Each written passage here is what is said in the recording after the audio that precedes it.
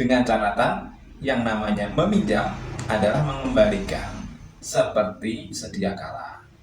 Meminjam tidak ada tambahan apapun, tidak ada pengurangan apapun.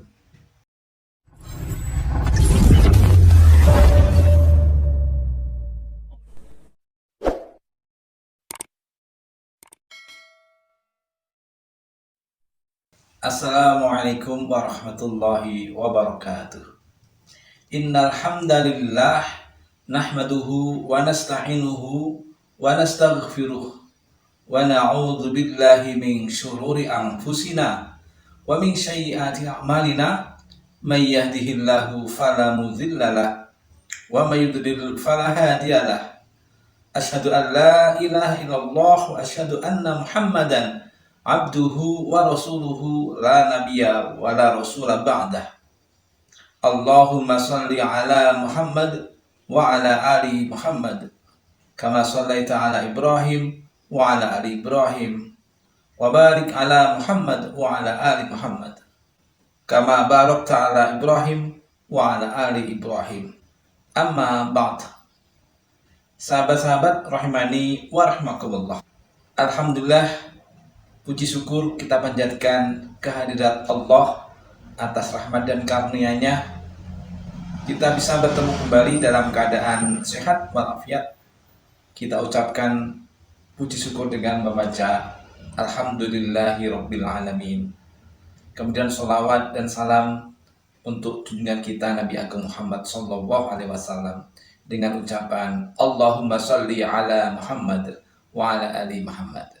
Sahabat-sahabat rahimani wa rahmakumullah. Pada kesempatan kali ini izinkan saya untuk memenuhi apa yang dimintakan oleh salah seorang netizen, yaitu untuk membahas hukum meminjam uang di bank, baik bank konvensional maupun bank syariah. Saya ucapkan terima kasih, jazakallah, tabarakallah, atas permohonan atau usul masukan untuk kita bahas di channel Ilmu dan Amal.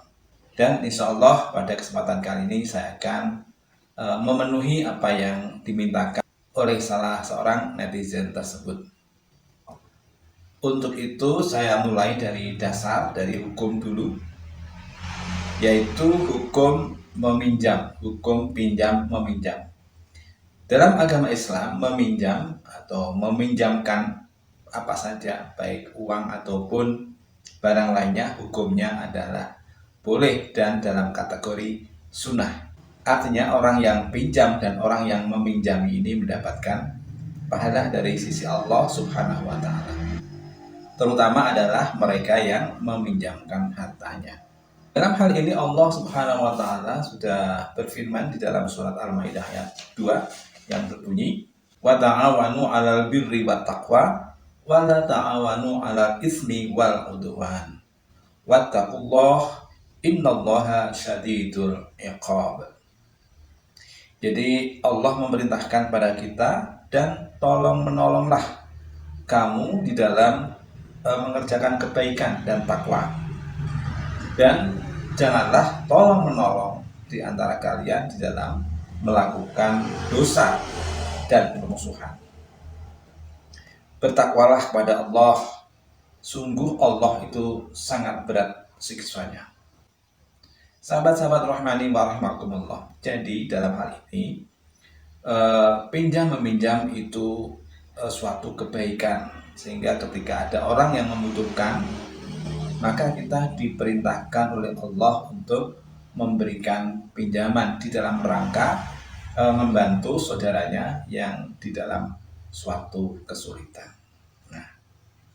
Namun demikian, dari hukum pinjam meminjam yang sunnah ini bisa menjadi wajib dan bahkan bisa menjadi haram hukumnya. Menjadi wajib adalah berkaitan dengan suatu keadaan. Misalnya ada orang yang tidak berpakaian, maka meminjami kepada orang yang tidak punya pakaian ini hukumnya wajib. Dengan catatan, dalam hal ini orang yang meminjamkan barangnya tidak menjadi madzharati ketika meminjamkan barangnya itu. Demikian juga misalnya ada orang yang betul-betul dalam keadaan tidak ada untuk makan misalnya, maka orang yang cukup wajib memberikan pinjaman kepada orang tersebut. Hukum pinjam meminjam menjadi haram ketika ada pelanggaran syariat. Di antaranya adalah adanya riba atau penambahan. Sahabat-sahabat rahimani wa rahimakumullah, sebelum kita membahas lebih panjang lebar lagi, mari kita lihat dulu beberapa hal, yaitu rukun pinjam meminjam. Rukun pinjam meminjam itu ada 4. Yang pertama adalah orang yang meminjamkan. Syarat bagi orang yang akan meminjamkan hartanya adalah diantaranya bahwa harta itu miliknya, milik penuh. Tidak boleh barang yang menjadi milik orang lain dipinjamkan.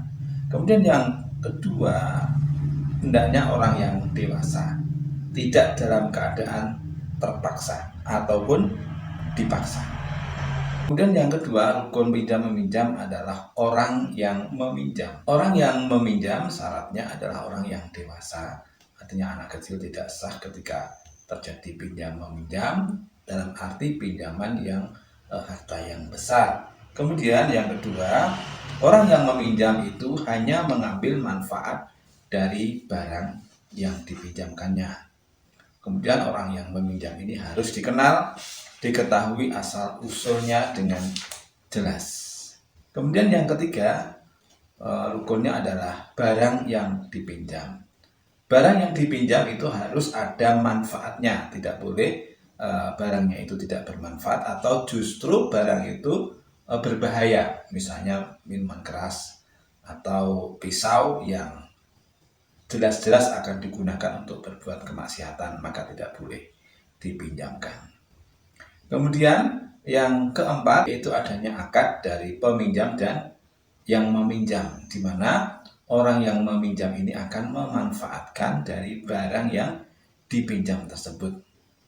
Nah, sahabat-sahabat rahimani wa rahimakumullah, agar tidak terjadi perselisihan antara orang yang pinjam dan meminjam, maka ada baiknya itu ada catatan khusus atau ada saksi, sehingga kalau terjadi sesuatu itu dapat diselesaikan dengan mudah dan benar.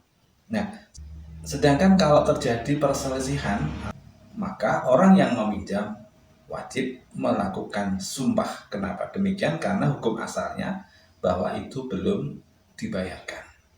Baik, selanjutnya kita akan berbicara tentang meminjam uang di bank konvensional dan juga di bank syariah. Sebenarnya meminjam di mana saja, di bank atau bukan, bank konvensional ataupun bank syariat, atau kepada teman sendiri, atau freelance begitu, orang-orang yang punya uang atau punya harta, maka boleh saja. Dengan catatan yang namanya meminjam adalah mengembalikan seperti sedia kala. Meminjam tidak ada tambahan apapun, tidak ada pengurangan apapun. Jadi di sini bahwa barang yang dipinjam itu kembali kepada keadaan semula. Apabila kita berbicara pinjam uang, tentunya berupa angka tertentu, misalnya 100.000 atau 200.000, 1 juta dan seterusnya, maka harus dikembalikan sejumlah tersebut. Sedangkan kalau itu berupa barang, maka juga harus sama dengan yang dipinjam itu. Misalnya piring 5, maka kembali juga 5. Tidak boleh lebih, tidak boleh kurang. Nah, bagaimana hukumnya pinjam uang di bank? Salah satu hal yang menarik bahwa kita tentu tidak bisa keluar dari kenyataan bahwa aktivitas keuangan kita itu senantiasa berhubungan dengan bank, baik konvensional maupun bank syariah. Nah, bagaimana hukumnya? Seperti yang saya sampaikan tadi, sebetulnya meminjam dimanapun itu boleh. Yang menjadi tidak boleh itu karena melanggar syariat, yaitu adanya tambahan yang kita kenal dengan istilah riba. Riba adalah penambahan yang disyaratkan di awal akad. Mungkin kalau kita pergi ke bank konvensional, kita sudah tahu ya. Misalnya apapun nama dari produk yang dikeluarkan oleh bank tersebut, apakah kredit janda kula atau kredit khusus PNS atau kredit apa saja, itu pasti yang saya ketahui untuk di bank-bank konvensional itu sudah pasti ada tambahannya atau ribanya. Jadi misalnya pinjam uang katakanlah 50 juta, maka di situ akan tertera dengan jelas pokoknya berapa dan kemudian bunga per bulannya berapa. Dan satu hal lagi, bahwa yang sering terjadi adalah ketika kita pinjam sejumlah uang, itu yang kita terima itu di bawah dari angka itu. Artinya ada administrasi istilahnya, apapun istilahnya, ada pengurangan. Nah, ini juga di dalam agama Islam termasuk yang dilarang. Jadi sekali lagi, kalau pinjam 40 juta, ya terima 40 juta dan mengembalikan juga 40 juta. Baik itu dalam waktu yang dekat maupun dalam waktu yang lama. Jadi pinjam 3 tahun dengan 2 hari itu sama saja. Jumlah uangnya harus tetap itu menurut hukum syariat Islam. Nah, bagaimana dengan bank syariah?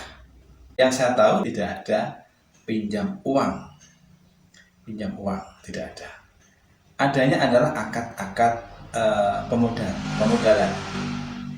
Salah satu yang saya ketahui dari teman yang kebetulan menjadi nasabah salah satu BMT itu adalah al-murabahah.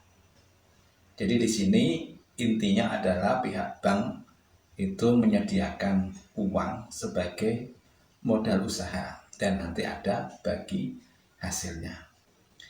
Kalau kita perhatikan dari data yang saya peroleh teman saya ini, ternyata pada praktiknya itu belum seperti yang dianjurkan di dalam agama Islam. Apa maksudnya? Yaitu yang pertama, adanya potongan dari yang seharusnya diterima oleh orang yang pinjam. Katakanlah pinjam 40 juta. Nah, ternyata yang diterima itu tidak ada 40 juta, tetapi ada pengurangan. Ada istilahnya administrasi. Itu yang pertama. Kemudian yang kedua, ternyata di situ ada istilah bagi hasil. Dan memang Islam itu memberikan satu akad yang dibolehkan ketika seseorang itu bukan pinjam ya. Istilahnya kalau dalam akad-akad ini bukan pinjam, tetapi memberikan modal, pemodal begitulah. Pemodal dan pengusaha. Jadi dalam hal ini bisa dikatakan bank syariah itu sebagai pemodal dan yang nasabah itu sebagai pengusaha. Nah, catatannya di sini ternyata yang saya lihat dan yang saya temukan itu adanya bagi hasil yang tetap. Jadi di situ sudah tertulis, misalnya tadi 40 juta akan dikembalikan 5 tahun. Jadi perjanjiannya 5 tahun. Sebetulnya kalau itu akadnya murabahah bukan dikembalikan atau bukan pinjam ya. Jadi perjanjian itu berlangsung selama katakanlah 5 tahun. Nah, itu. Nah, di situ tertulis ada angsuran pokok dan ada kalimat bagi hasil. Nah, bagi hasilnya itu sudah ditentukan. Jadi katakanlah angsurannya sekian ratus ribu misalnya, dan bagi hasilnya adalah sekian ribu. Nah, di sini sahabat-sahabat rahimani wa rahimakumullah, ini yang masih belum sesuai dengan syariat Islam. Jadi akadnya al-murabahah ini dibolehkan di dalam ajaran agama Islam boleh. Jadi orang yang memberi modal dan orang yang menjalankan modal itu boleh. Tapi yang tidak sesuai dengan syariat Islam, tadi yang pertama, uang yang katakanlah diberikan oleh katakan bank pemodal itu jumlahnya tidak sama, tetapi ada biaya administrasi.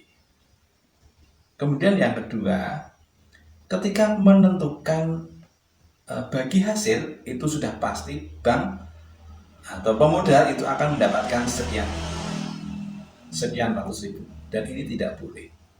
Jadi yang namanya kerjasama di dalam usaha, di dalam agama Islam, maka baik orang yang melakukan usaha maupun dari pihak pemodal itu sama-sama berpeluang mendapatkan hasil dan juga berpeluang mendapatkan kerugian. Jadi tidak boleh keuntungannya bersifat tetap, katakanlah 100.000, 200.000 atau 400.000 per bulan. Tidak boleh. Yang dibolehkan seperti apa? Nah, mari kita bahas. Yang ini yang harus kita tentukan. Yang ini harus kita pahamkan bersama-sama.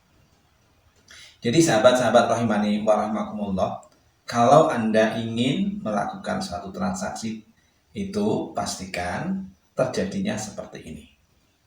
Jadi misalnya Anda punya satu usaha dan usaha itu pastinya sudah berjalan. Dari awal harus sudah ditentukan, yaitu pembagian keuntungannya. Dan sebetulnya secara eksplisit itu juga pembagian kerugiannya.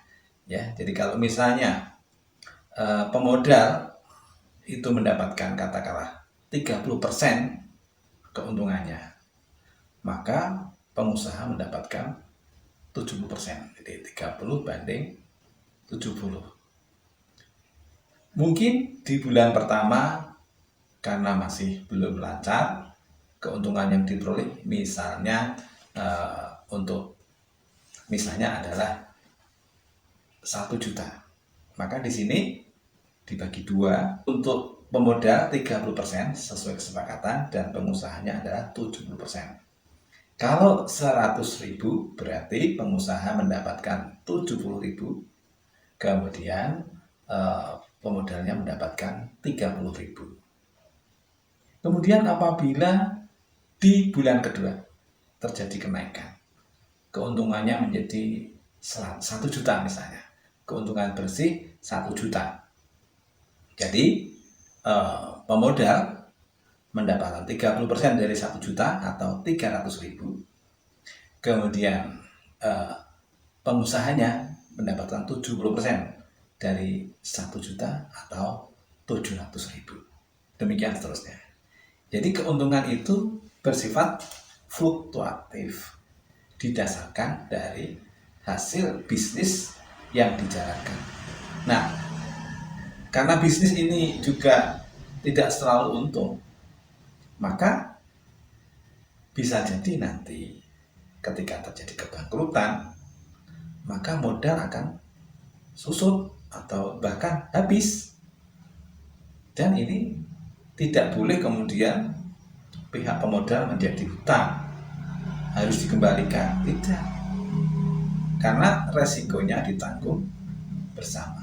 Tentunya dengan catatan bahwa bahwa pengusaha itu sudah menjalankan sesuai dengan koridor yang sebenarnya.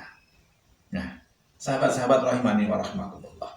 Jadi ke depan ini mungkin menjadi PR bagi pihak bank syariah tentunya ya. Apakah sudah menerapkan yang seperti ini atau belum? Nah, bila bank syariah yang sudah ada ini sudah menerapkan yang seperti ini, artinya jumlah uang yang diberikan itu tidak ada potongan, yang pertama. Kemudian yang kedua, bahwa keuntungan itu bersifat kondisional, tergantung dari keuntungan yang diperoleh. Maka dari itu sahabat-sahabat rahimani wa rahimakumullah, tentunya apabila ini dijalankan pihak bank syariah tentunya harus betul-betul mengetahui kondisi usaha yang dijalankan oleh orang yang pengusaha itu. Tidak asal-asalan, tidak asal pas modal saja. Nah, kalau perjanjiannya seperti yang saya sampaikan tadi, yang saya temukan salah seorang nasabah teman saya tadi, ya bank selalu untung, dan itu tidak sesuai dengan yang disyariatkan oleh Allah Subhanahu wa Ta'ala. Nah, kemudian bagaimana kalau kita ingin meminjam uang untuk membeli misalnya televisi? Bolehkah kita pinjam uang ke bank, baik itu konvensional maupun syariah, untuk membeli televisi atau barang-barang yang lain dengan tambahan? Ya, jawabannya adalah tidak boleh. Karena sama saja bahwa tambahan itu hukumnya adalah riba. Nah, bagaimana jalan keluar yang ditawarkan oleh Islam? Maka dalam hal ini Islam memberikan satu solusi, yaitu adanya akad, ya. Artinya kalau misalnya bank itu memiliki uang, maka bank membelikan dulu, ya. Jadi bank misalnya akan ada nasabah ingin membeli televisi seharga tertentu, maka dalam hal ini bank baik konvensional ataupun syariah itu membeli televisi seharga tertentu. Nah, kemudian pihak bank itu menjual televisi tersebut kepada nasabah, baik kontan maupun kredit. Tentunya kalau pinjam di bank ya kredit, ya. Nah, dengan harga yang disepakati. Dan boleh saja harganya lebih mahal karena dibeli dengan cara kredit. Demikian juga untuk kendaraan, mobil, motor, boleh saja seperti itu. Ingat, syaratnya adalah barang itu, kendaraan itu sudah menjadi milik bank. Nah, yang terjadi di masyarakat yang sering kita sebut sebagai leasing, ya, leasing itu adalah suatu lembaga pembiayaan yang tidak ikut andil di dalam akad jual beli kendaraan misalnya, baik kontan maupun kredit. Tentunya kalau pinjam di bank ya kredit, ya. Nah, dengan harga yang disepakati. Dan boleh saja harganya lebih mahal karena dibeli dengan cara kredit. Demikian juga untuk kendaraan, mobil, motor, boleh saja seperti itu. Ingat, syaratnya adalah barang itu, kendaraan itu sudah menjadi milik bank. Nah, yang terjadi di masyarakat yang sering kita sebut sebagai leasing, ya, leasing itu adalah suatu lembaga pembiayaan yang tidak ikut andil di dalam akad jual beli kendaraan misalnya, tetapi tiba-tiba nasabah itu harus mengangsur kepada pihak leasing. Jadi misalnya seorang si A pergi ke toko B, kemudian membeli sepeda motor, kemudian dibeli dengan cara kredit. Maka kemudian pihak toko ini meleasingkan, ya, artinya dibayarkan lunas oleh lembaga pembiayaan, misalnya C, dengan harga tertentu. Maka kemudian si A itu melunasinya kepada pihak C dengan cara yang kredit. Maka yang demikian ini tidak sesuai dengan syariat karena akadnya tidak jelas, berganti akad atau ada akad lebih dari satu. Seperti saya sampaikan tadi, maka solusinya adalah harusnya pihak bank atau pembiayaan itu membeli dulu kendaraan yang akan dibeli oleh nasabah. Kemudian nasabah ini terjadi akad dengan bank atau lembaga pembiayaan, tidak lagi lewat dealer. Mungkin dealer hanya untuk melihat barang yang dipilih, mungkin warnanya apa, tipenya apa, dan sebagainya. Demikian sahabat-sahabat rahimani wa rahimakumullah, saya bersyukur kepada Allah Subhanahu wa taala sudah memenuhi apa yang dimintakan oleh salah seorang netizen. Kalau ada yang kurang bisa diberikan komentar di kolom komentar, dan mungkin ada sahabat-sahabat rahimani wa rahimakumullah yang bertanya atau mengusulkan suatu materi, ya bisa kita bahas di channel ini. Semoga bermanfaat, dan saya selalu mengingatkan, jangan lupa untuk para pemirsa yang belum subscribe, like, dan juga share ya. Karena ini termasuk jejak digital kita. Jejak digital kita kalau baik, insya Allah akan dinilai oleh Allah sebagai amal baik atau pahala. Jangan sampai jejak digital kita itu justru mensubscribe atau men-like video-video yang tidak syar'i. Atas kekurangannya saya mohon maaf yang sebesar-besarnya. Tak ada gading yang tak retak. Subhanakallahumma wa bihamdika asyhadu an la ilaha illa anta astaghfiruka wa atubu ilaik. Assalamualaikum warahmatullahi wabarakatuh.